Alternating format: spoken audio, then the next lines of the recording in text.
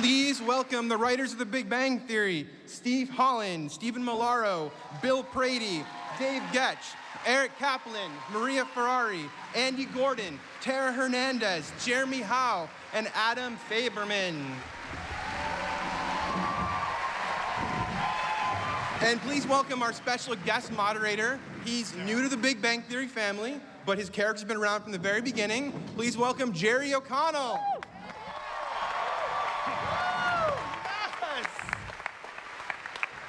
Woo! What is up, Ballroom 20? Here it is. It's a lot different when I came for Sliders 20 years ago. We were in one of those pedicabs outside. That was about it. Who slept in a tent last night for this? No. You did? Okay, sir. We're gonna get you a shower. I got a room right next door. Guys, everybody, congratulations. Round of applause for these people. These are the ones who do it every week. Woo! The greatest homage to all of us here at Comic-Con every week. We love you guys. Season 11 had births, had weddings, had huge guest stars. Huge.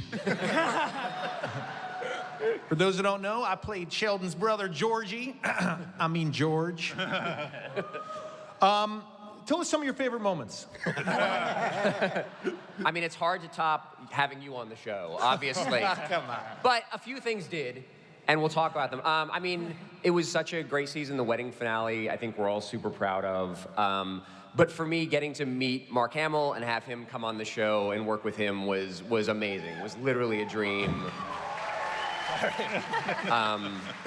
I've been such a huge Star Wars fan, and so when we first went out to Mark and asked him if he'd be interested, we didn't have a script at the time, and he was a little hesitant to commit to something without a script. So he's like, what can we get on the phone and talk to you? So Chuck, Lorre, and I got on the phone and we talked to Mark, and he's like, you know, I'm not sure. Here's the thing. What if I came, do you think the writers would be okay if I came and just sat in the room with him and talked for a while and got a feel for it? I was like, yes, Mark Hamill. I think we can make room for that in our schedule. So there's a moment, and Mark Hamill's in our writer's room, and we're all trying to play it cool. And when you're sitting 3 feet away from Luke Skywalker, I recommend you take out your phone and pretend to check your email and take a picture of it. So while this is really a picture of Eric's coffee cup that Mark Hamill happens to be in, I want to point out the loving look that Maria Ferrari is giving to Mark Hamill. It's a look that in my entire life, I'm still waiting to see what that feels like. And I'm married. I was on an altar with my wife, and it didn't even look like that. I didn't hear a word of that meeting. I spent the whole time thinking, I bet if I reached out, I could touch him. And I bet they would be mad. But it was very controlled of you not to reach out and touch him. You did a good job. Maria's husband, John, is out here somewhere. She kind of loves you too, don't worry. When he was coming for that meeting the first time, he was going to come and meet in my office first, and I had this panic attack because I realized, oh, I have a lot of Star Wars stuff in my office. Is that going to freak him out? And so I went in this spiral of like talking to the writers, like, is it too much? Is it too much? Should I take some things out of my office? So I think we settled on if I removed the giant inflatable Death Star and all the lightsabers, then everything else would be cool.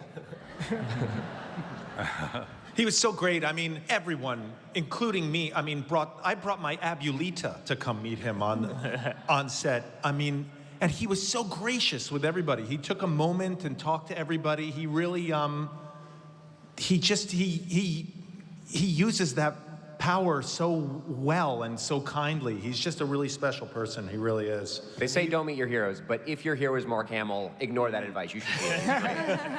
I think we were all surprised at how funny he was on the show, too, because we didn't know what we were getting, and he delivered. He was great. Yeah.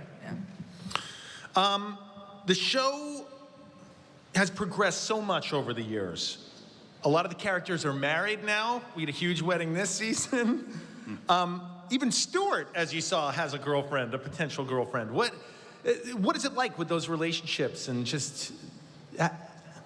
Well, they're not all married. Kunal's character, Rajesh, remains single. The last single man, I think, on the show. Sure. Well, Raj, I mean, do you think that maybe it's time Raj maybe tied the knot? I mean, found someone? I think you should ask him. Okay, I guess I'll just have to say something. Hi. Hello. Hello. Jerry's pretending he didn't know I was going to do this. This is funny. That's what a good actor he is. Hi, everyone.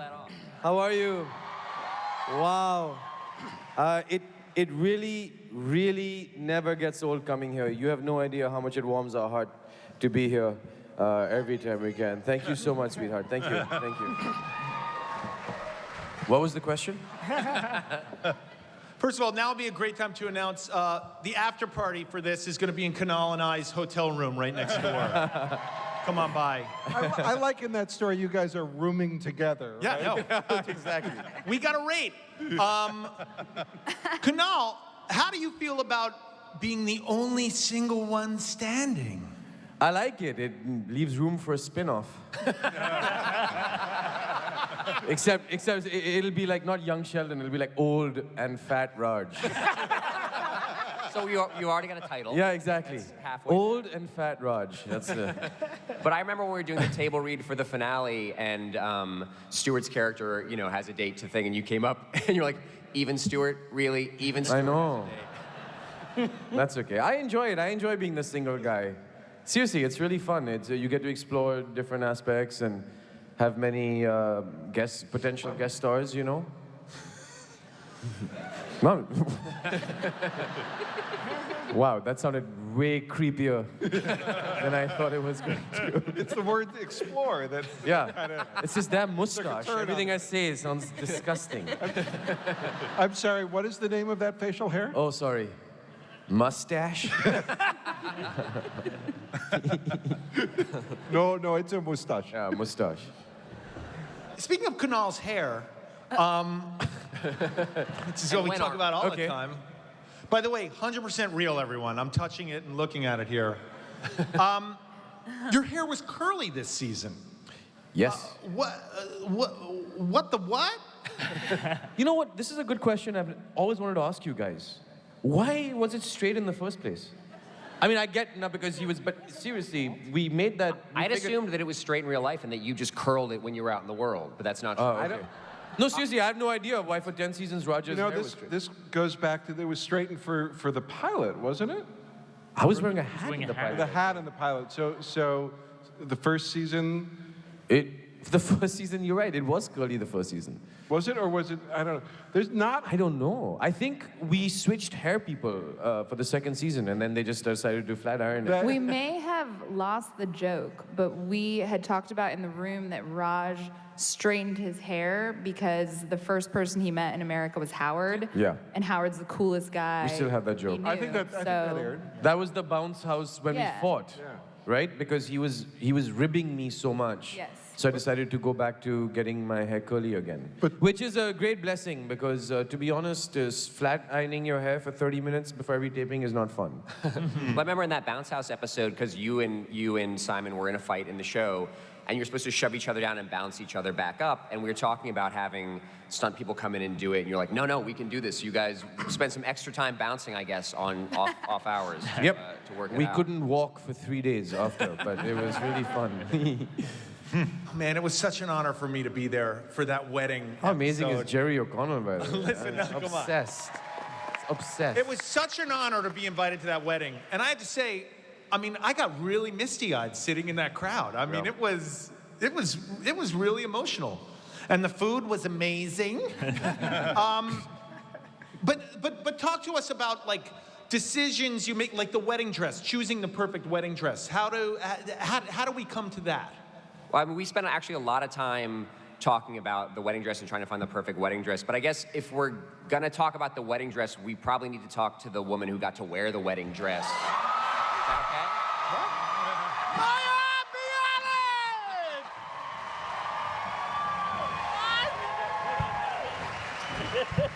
that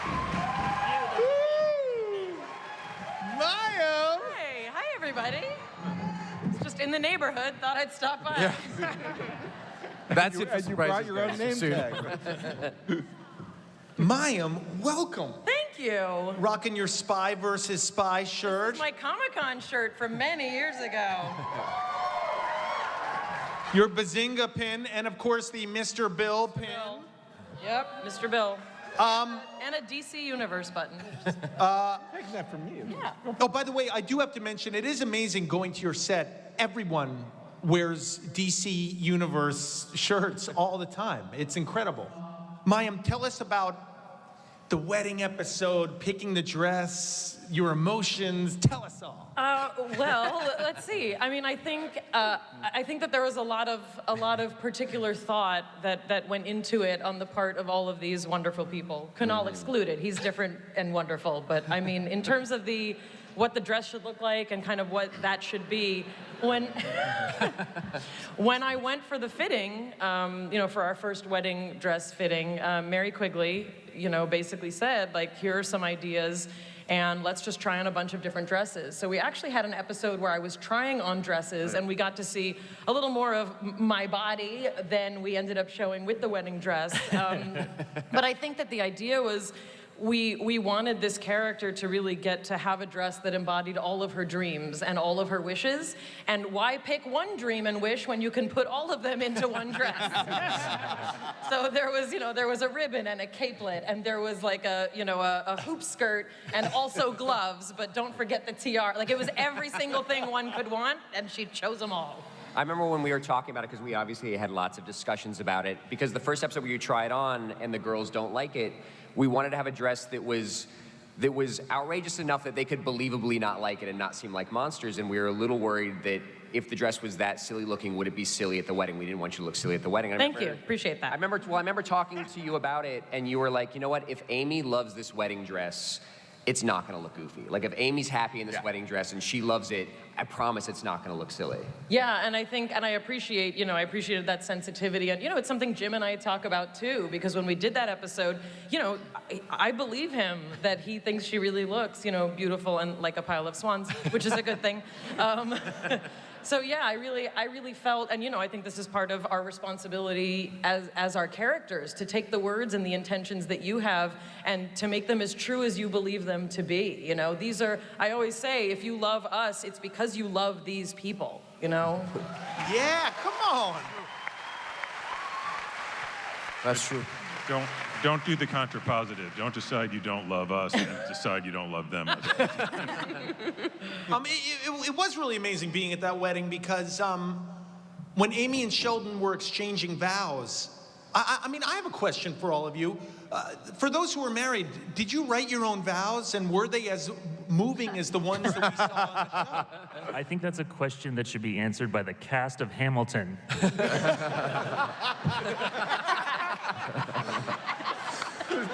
Dave, guys, love that. I'm sorry, would you be willing to write some of our vows if we get in touch with you through Twitter? It's a lot more comfortable to write words for someone else to say than words you yourself have to say, so sure. It was really fun for us to shoot that scene, because watching Mayim and Jim do that scene, especially when the coverage was on them, in a way, for us as actors, we became fans of that moment. And that's a true testament to the show that we've grown to love, that even we are fans of it. And I'll admit, I watch reruns of The Big Bang Theory. I hate watching myself, okay? I hate watching myself. Like, just how we all hate looking at photographs of ourselves, it's like that, except it's 5 times a day. And but it's like, watching that scene, I can at least speak for myself, was like being a fan of The Big Bang Theory, watching these guys do that magic. It was really beautiful. Was it, I was about to say Amy, I'm so sorry. I'll get my fan hat off. Mayim Bialik. Mayim, was it? Amy has been with Sheldon for years now. Was it what you envisioned? Was it Was it everything and more? Was it?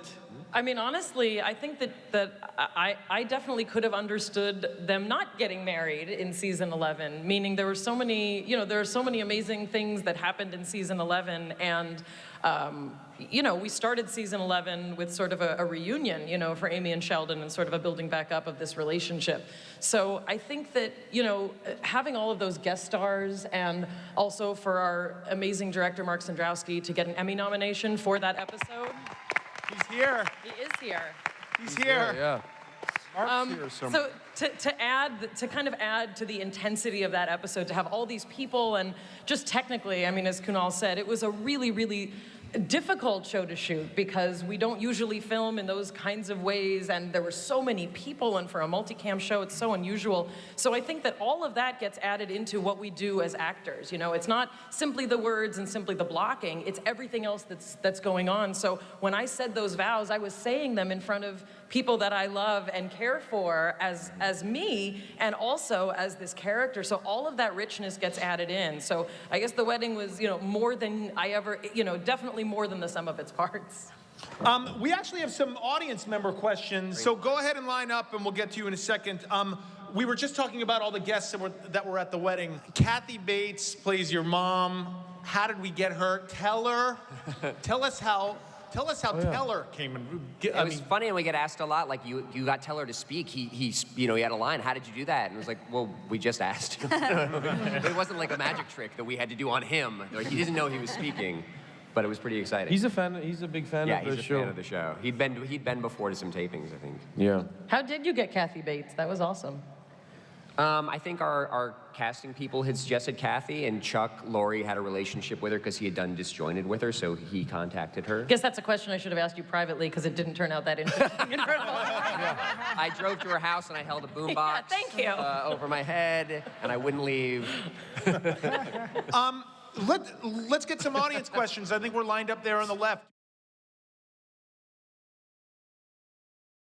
Well, as a mother, I'm a wife, and I'm a mother, and I have a job, and those things are so important to me. And one of my favorite things about the show has been the chance to talk about some of those issues through Bernadette, and we've gotten to do pregnancy and work anxiety and parenting anxiety, and I hope we will continue that, because those are things that mean a lot to me. Wow.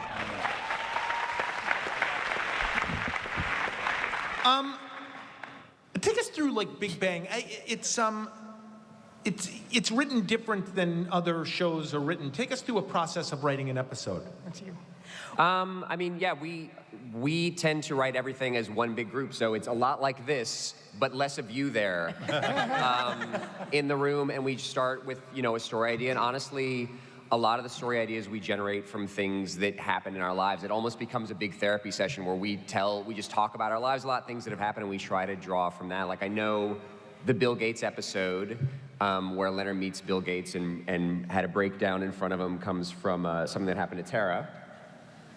Me? Yeah. Oh, yeah, no, yes. So you guys saw in the clip package when Leonard sees Bill Gates, he just bursts into tears on him. So that had come from an experience I had a lot of years ago, where I was in an airport and I see Donny Osmond, and I just get this moment of confidence where I'm like, I'm gonna talk to him, I'm gonna play it cool, I'm a big fan.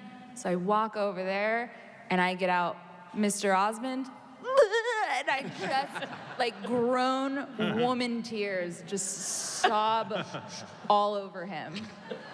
And he was the nicest, like, he was so sweet about it. So hopefully all of you guys get to meet people you're really excited about this weekend. My advice is bring your own tissues. That's cute. But yeah, so we'll start with something like that. We start generating a story and figuring out, what we think the beats of the story could be, and we write them on these big whiteboards around the room. And then we just start writing. Like once we figure out the story and have the scenes, we pull it up on scripts on monitors, and we sit around the room and we start pitching. So we spend a lot of time with each other. Which is different than how other shows do it. They usually come up with the story and then send a writer out, but this is the first show I had worked on where everyone worked beginning to end of the script together in a room. And again, to sort of keep it, we try to pull as much from real life as we can. We try to pull as much from what's really going on in science as we can. I'm sure there's other stories from real life that is made into that. I know one of the, I didn't ask permission from my son to tell this story, but I will anyway. There's this where when Sheldon confesses to Howard that he has a driver's license this season, and Howard says, "Why don't you drive?" Sheldon's story about how the first time he drove, it went really badly. My son had gotten his license. He turned 16, got from his license, and he was like, wanted to go driving on his own for the first time, and so he drove up the street to the store, and he ended up hitting a car in the parking lot, taking a wrong turn on the way home, getting lost, and having to call someone to come get him. So that story wound its way into Sheldon's story of the first time he drove. He's here. Should we have him He's here. stand You up? want him to stand up? Stand up. If Steve's son becomes a writer, someday I think there may be a story about someone going to Comic-Con with his dad and having the story of his driving shared with 5,000 strangers.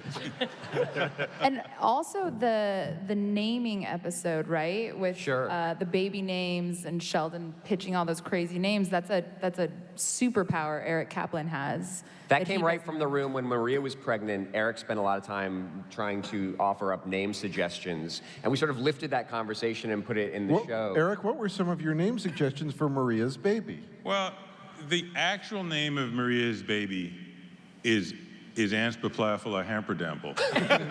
And I think the baby was named Ivy, but I think that's not really the baby's name. And at some point, Ivy will be taken to the forest with the other writers and told, "You have a true name." It's not Ivy, it's okay, but it's not as good as your true name, Anspaplafala Hamperdample. Which I think is a superpower you developed from your decades of D&D. Decades of DMing, yeah. So that's fair. If anyone out there wants Eric to name their baby, right, he'll do it right now. But you have to agree that's their name. I'll name your baby, or I'll name you. And right in front, Eric. Kenotis. Kenotis, Wonder Woman shirt. Will you go by the name Kenotis?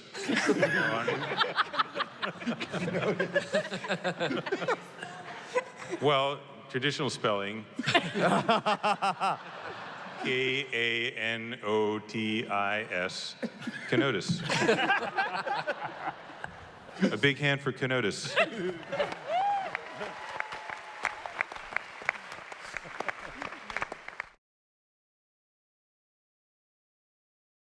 Do I get to answer that? Go for it. On a I'm very and special a mother. Big Bang Theory. No, I'm curious how one of you would answer. I don't think she meant something complicated and tragic. I think she meant like something interesting and worth turning your child into a science experiment for. Oh, then yes. Let me try and simplify it. Is there a possibility of a shamey, Sheldon Amy, that's what I refer to them as, a shamey baby. A shamey baby. With a brain condition. Let's take the brain condition part out for now. We'll revisit that in a second. Is there a possibility of a shamey? What if they want to surprise me and not tell me right now? That's true. I don't know the answer We to this. want to surprise her until the delivery. I think we don't even want you to know before then. You'll just wonder why you're in your wardrobe every week, and then we're gonna. They've already written like 3 or 4 episodes that we have no idea. Right about yet. right now, for this part of the season, there is no plans for them. Okay, it would be cool though, and I'm not promising this because it might not happen. If the baby was born able to sing and dance, That would be cool. What would be a good name for the baby? Gravazanatam. All right, we have another question. Let's see if you can top those last 2.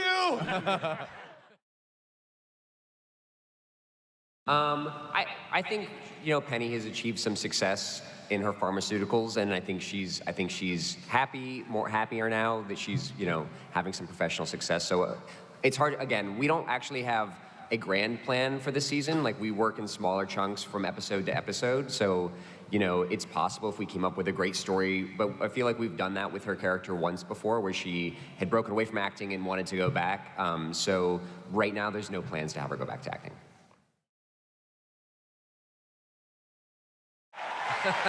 So we started the first year that we came to Comic-Con. This is our 11th year here at Comic-Con. The first year we talked about whether or not we could shoot at Comic-Con. And so Big Bang Theory is a 4-camera show. We shoot on a stage with a live audience. And it's really hard for us to shoot on location. We've gone out on location 3 times, maybe total. If that, yeah. If that. And we just couldn't figure out how to do it. We couldn't figure out how to get here and bring the stuff. And Now, I will tell you, we know that there is a flag convention that I still think Amy and Sheldon should go to and be rock stars at. That's amazing. Would you accept metaphysically or philosophically that they are at this Comic-Con now, but in real life they look different? Yeah, right? Also, you know, you're right. We may not be able to go and shoot in Comic-Con, but we could bring Comic-Con to Warner Brothers Studios and shoot there. Right? We could recreate it. First, we've got old fat Raj. We already talked about this. And young Leonard. You guys would watch that show. You guys would watch Raj eating a cheeseburger any day. Well, first of all, I don't know if they said it in the introduction, but Steve Milaro here, longtime short of Big Bang Theory, is the co-creator of Young Sheldon.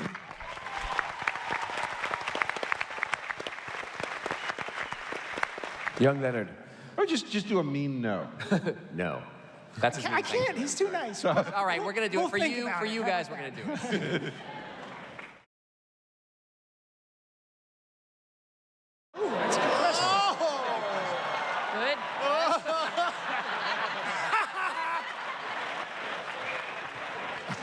Good. This mustache is so intense right now. I don't know. Where do I even start? Like, what do you guys think? Have you guys any ideas? Supreme Court Justice Elena Kagan.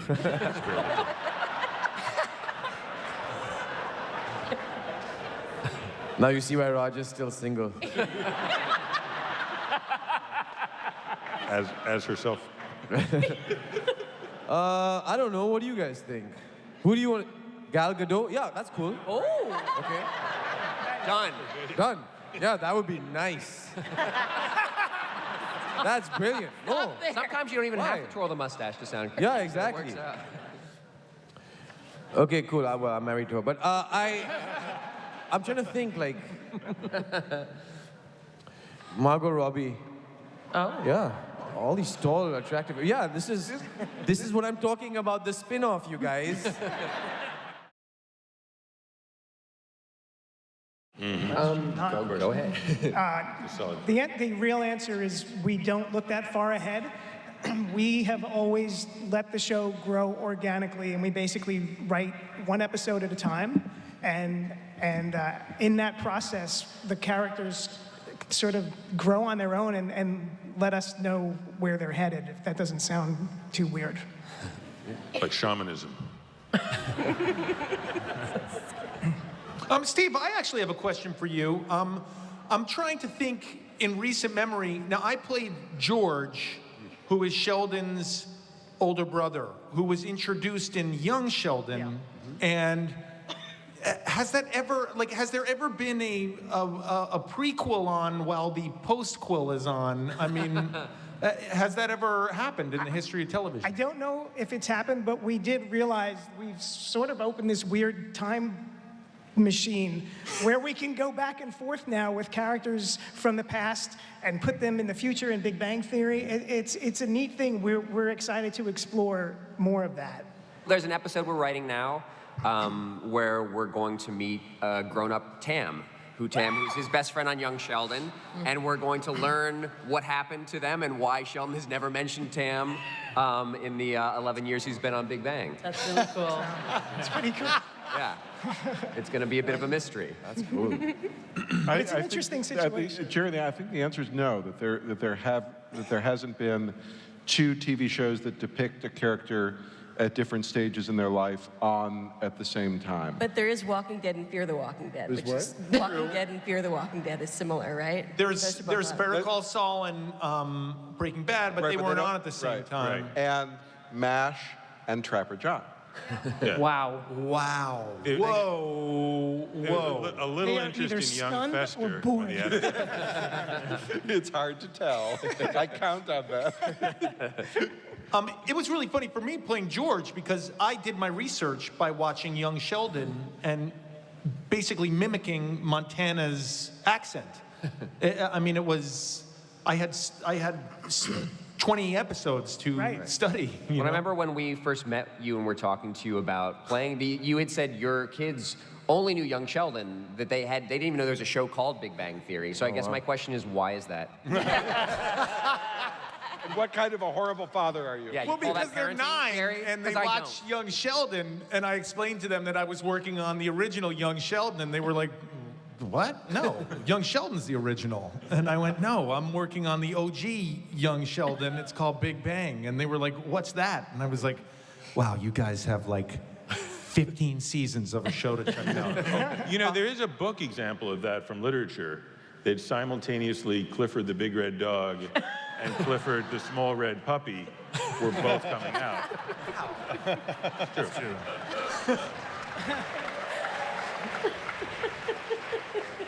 What would Clifford's alternate D&D name be? No, Clifford remains Clifford. Okay, sorry. Sorry about that. Sorry, Eric. Wait, what? Did you say make out or hang You say out? make No, out? hang out. Oh, Do okay. we, like, 'Cause it's a do we different ever, answer to both Do we ever act like our characters? No. No, we really don't talk about work a lot if we are together outside of, not the two of us, but all of us. We talk about other things. You Although know. there have been times when Simon and Kunal have hung out together, and they will start busting on each other in ways that we've incorporated into the show. He is so irritating, that guy. You don't understand, like, he does not leave me alone. Like, I'll walk into the makeup room, and as soon as I walk in, he'll start busting on me. He does your accent better than you do. He does. That should be the spin-off show, just the real life Simon and Kunal. He does. I think you guys wrote that scene of him making fun of my accent because we were all hanging out at a bar one night when he was just doing it incessantly. Yes, that's exactly And that's when we heard you do your American. Yeah, Oh, exactly. do your Simon, yeah. Say something. What? Like when you pretend to be, you know. Oh, like speaking an American accent? Yes. But then Simon does Kunal doing an American accent. Oh, So yeah. there's layers to it. So irritating. So irritating.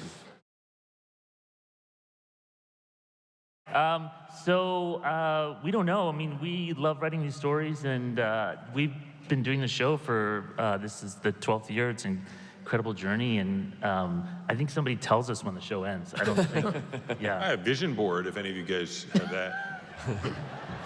What? You put crystals in front of a board. Vision board. Anything you want to tell us about what's possibly coming up this season? Any spoiler alerts you can give us, being that we've camped out all night to see you guys? Well, we're only about 4 episodes in right now, so we're taking suggestions. We've got the 10 episode we're writing now. I think the premiere episode coming back, we're going to see Sheldon and Amy on their honeymoon. Oh, that's cool. Mm-hmm. Yeah. That's cool. So, where do they? Well, you Do I have to wear a negligee? it's almost all negligee. It's a lot.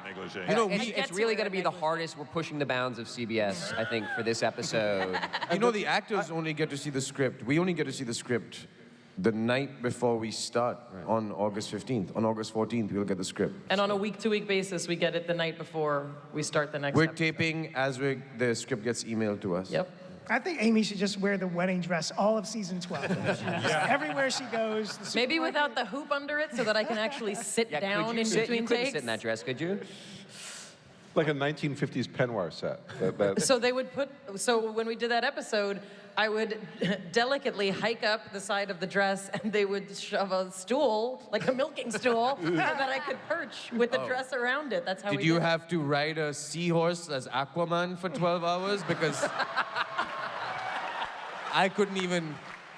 Anything else coming up? Kathy Bates and Teller are going to return as Really? Mr. and Mrs. Fowler. Oh, that's great. This is why I come to Comic-Con, Yeah. to learn Yeah, things exactly. about what my job's going to look like. That's cool. You know, I think one of the neat things about our show in general, you know, no matter what our background is or our personal, you know, proclivities, each of our characters has a very distinctive look and kind of personality through our clothing. So you can kind of describe, I mean, I think that Kaley's the only one who actually gets to wear like real people clothes. But the rest of us kind of have a very specific kind of costume, as it were, that, you know, we wear variations of that reflects differences in us. But it was interesting when the subject came up of wedding dresses, because obviously it's not like there was going to be a mini dress, you know, option. But I definitely thought about, you know, how would Amy want to present herself, considering that she dresses modestly. So I really kind of think of it like that. What's an appropriate kind of dress for that character? And I think we really struck, you know, kind of a nice balance. I actually would have been fine showing a little bit more of my shape, but we were apparently the little capelet, which was actually 2 capelets. The capelets went over so well with our writers, and it was decided that we would keep them.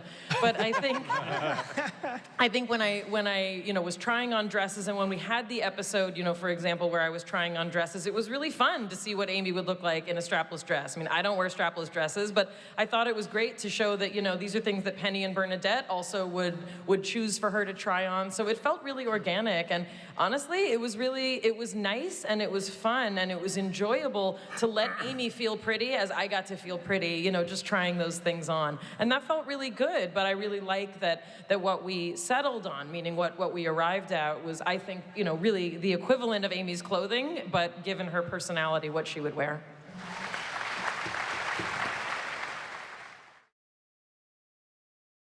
I think that, you know, I think that would really be up to our writers to decide kind of how Amy and Sheldon would go about raising a child. I think there'd probably be, you know, a lot of potential for conversations about child development, which both Amy and Sheldon would, you know, be versed in. So I have no particular preference, honestly. And I think that, you know, with a particular nod to Maria and to the question towards Maria, I think, you know, a lot of the things that Bernadette has gone through, I identify with so strongly as well. And I think that's something really special. You know, the emphasis of our show tends to be, you know, very guy-centered, and especially in its origins, and before Melissa Rauch and I were brought on in the 4th season, or the end of the 3rd. So I think there's still so much there, and I think there's so many different ways that women, you know, can parent. And just as we show Bernadette and Amy as 2 very different kinds of scientists, we might have 2 very different kinds of parenting styles. So I would really defer and do whatever they tell me to do. That's my job.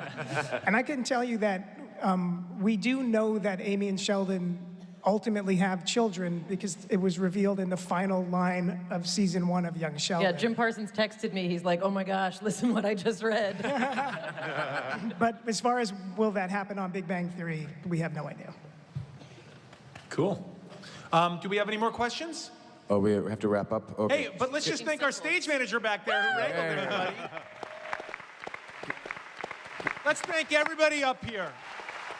Special thanks to our cast who came out.